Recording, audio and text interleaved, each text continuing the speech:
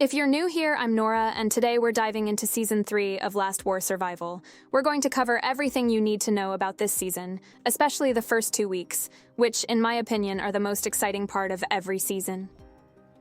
We'll go over the most important tasks, the new seasonal buildings, and which ones you should prioritize to stay ahead. We'll also talk about the different types of monsters, how to increase your curse resistance to deal more damage, how to greenify tiles across the map, and how to recruit and use protectors effectively.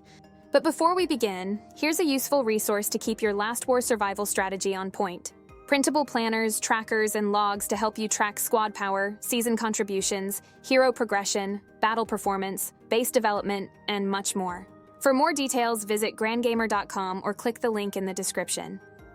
First, let me quickly explain what seasons are to those of you who are new to Last War Survival.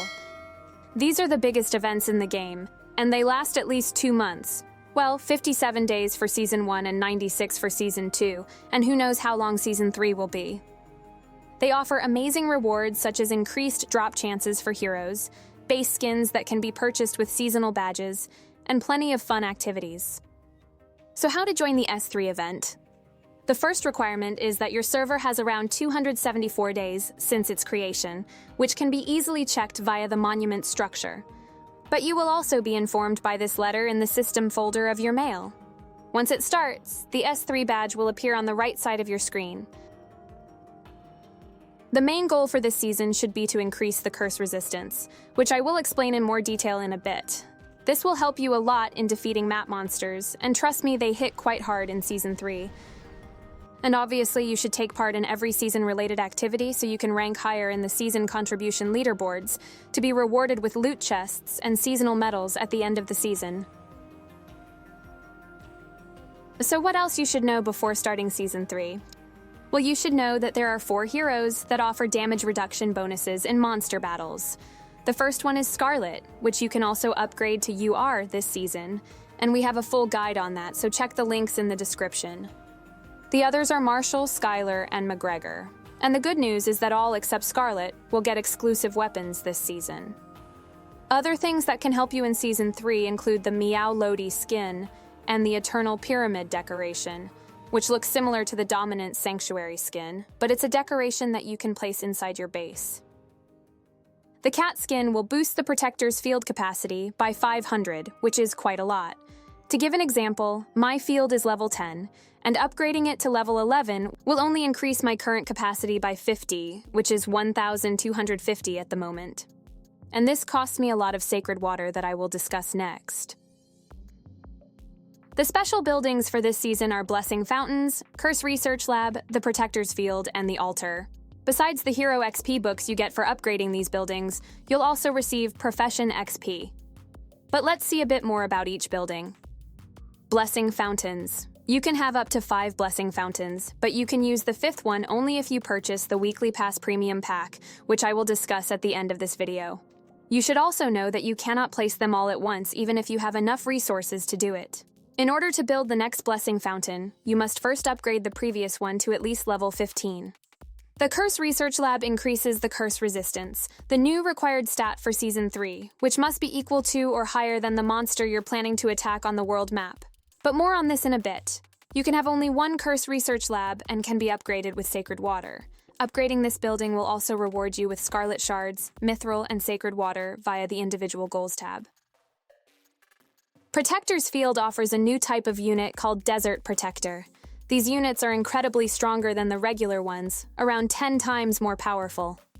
The only downside is that they do not return from rallies, which means you'll need to convert more.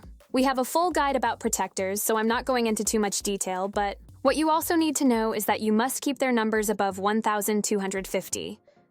Otherwise, you cannot create rallies with this type of unit. While in Season 2 we had 3 additional class centers, this time in Season 3 we have the Altar.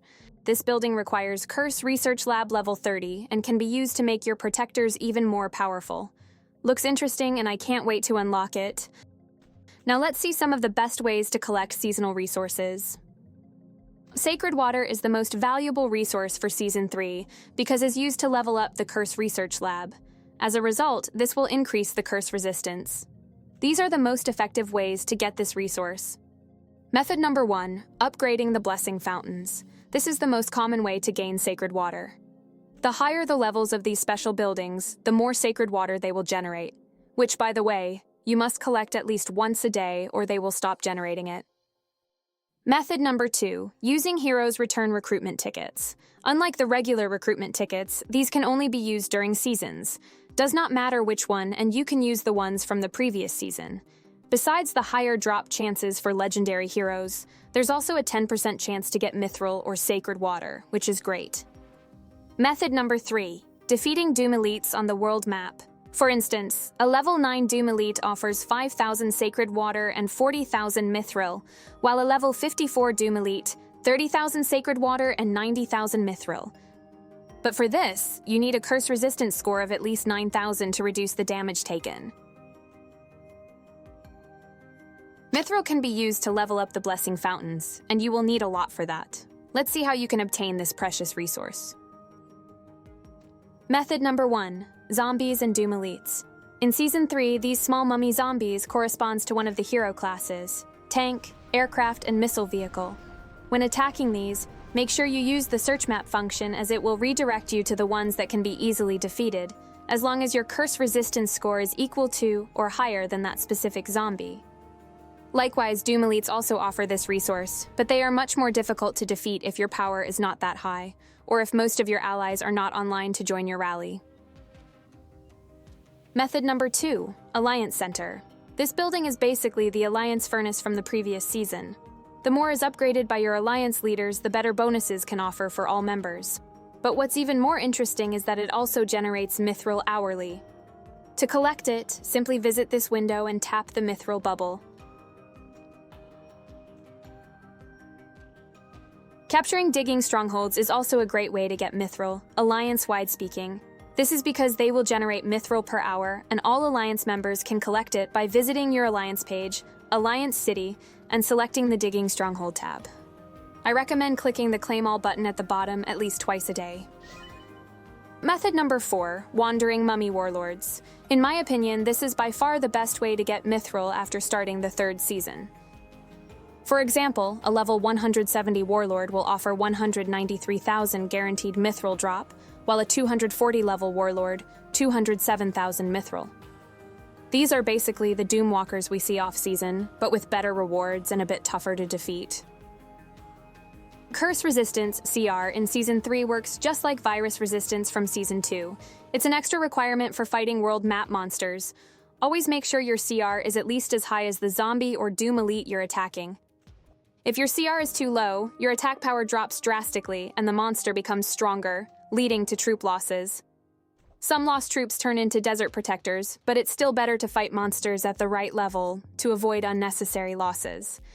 Let me give you a quick example. My highest defeated Doom Elite level is 9. This means I can attack a level 9 Doom Elite without any penalty, but if I try to attack a level 55 monster, my attack power gets reduced by 99.9%, which means I'll deal almost no damage. This also applies to mummy zombies.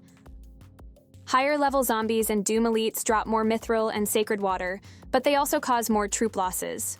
My advice? Fight zombies progressively using the map search tool while upgrading your Curse Research Lab to increase your CR.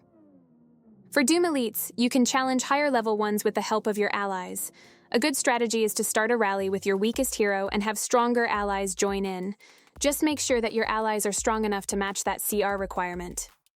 Season 3 brings 30 more levels of profession skills, including some that are useful both during and after the season. I won't go into too much detail here since I already covered the best engineer skills for Season 3 in my previous video, so be sure to check that out. That said, here are the 3 most important engineer skills from the green line that I highly recommend. Professional Insights instantly grants a percentage of profession XP based on your current level, helping you unlock new skills faster. Double Greenification expands the area your recon planes can turn into green land after conquering a city with your allies. A larger area means more chances to find desert artifacts, also known as ruins. Trap Landmine, a must-have for Season 3. This skill allows you to capture sandworms, which I'll explain next. Season 3 introduces Sandworms, a new type of map monster. I covered them in detail in a separate video, so check the description for the link. But here's a quick breakdown. There are 3 types of sandworms. Small sandworms. These can wrap around your base, preventing you from attacking them. Instead, you get a finder's reward, which includes a good amount of resources and, more importantly, 10 sandworm scales. These scales can be exchanged at the Desert Bazaar for rare items or converted into desert protectors. Large sandworms. These require rallies with allies to defeat. The reward for finding one is 50 sandworm scales. Giant sandworms. Like large ones, they must be attacked in rallies. However, they offer a finder's reward of 500 sandworm scales. This is why the trap landmine skill is a must-have. It allows you to catch large or even giant sandworms, securing the finder's reward and a large number of sandworm scales. Digging Stronghold and City Clash. Just like in the previous season, each alliance can capture up to 8 cities and 8 digging strongholds. Once you hit this limit, alliance leaders must drop a lower-level city or dig site to make room for a better one. Here's why both are important. Cities provide bonuses for all alliance members, including faster gathering speed and increased resource production, even Mithril. Digging strongholds, on the other hand, generate Mithril only. You can collect it by tapping the resource bubbles or the Claim All button at the bottom of the Digging Stronghold page. Participating in these 2 activities earns you season contribution points. After a city is secured, all members can collect hidden small chests and help greenify the surrounding sandy tiles.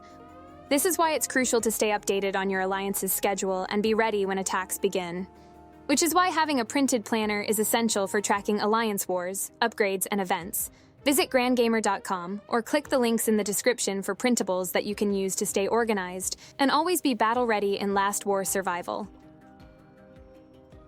Lastly, let's talk about the 2 premium packs available this season, the Season Battle Pass and the Weekly Pass. The Season Battle Pass has 3 reward columns. The first one is free but doesn't offer much in terms of rewards, though it's still nice to have. The next 2 columns, however, provide a lot of Mithril and skill point tokens, which allow you to instantly level up your profession. They also include profession certificate badges, which let you switch professions, such as changing from engineer to war leader or vice versa. To unlock these rewards, you need combat readiness tokens, which you earn by completing daily tasks and target missions. The Weekly Pass, as the name suggests, is available for 7 days and comes with some useful perks. One of the main benefits is the addition of a 5th Blessing Fountain building, along with instant rewards like 20,000 Mithril and 500 VIP points. It also boosts your curse resistance score by 250, which can make a difference when taking on tougher enemies. On top of that, you'll receive daily rewards, including 50 protectors, stamina, 20,000 Mithril, and speed-ups. Personally, I haven't purchased it yet, but I'd love to hear your thoughts. Do you think it's worth it? Let me know in the comments. And that's it for this video, guys. Let me know in the comments. Do you prefer Season 3 over Season 2? Which one felt better to you? Thanks for watching and see you in the next guide.